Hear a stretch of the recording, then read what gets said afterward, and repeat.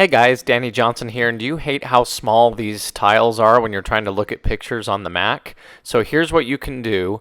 Just go to the keyboard and click Control, and while you're holding the Control key down, click on the mouse, and then do that off to the side, and this menu will come up. So you're going to go down to where it says Show View Options, and when you click on that, now we can adjust the tile size, or what they call the icon size. So as you drag this to be bigger, now these pictures enlarge.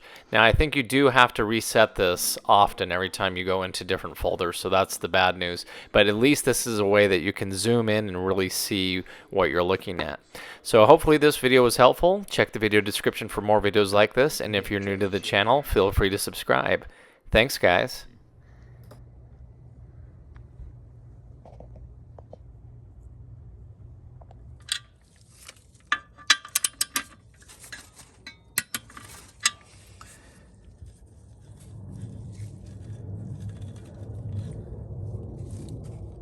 Okay.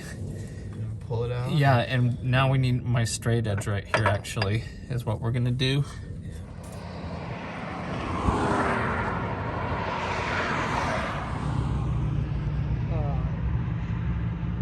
You know, if you're going through something like this,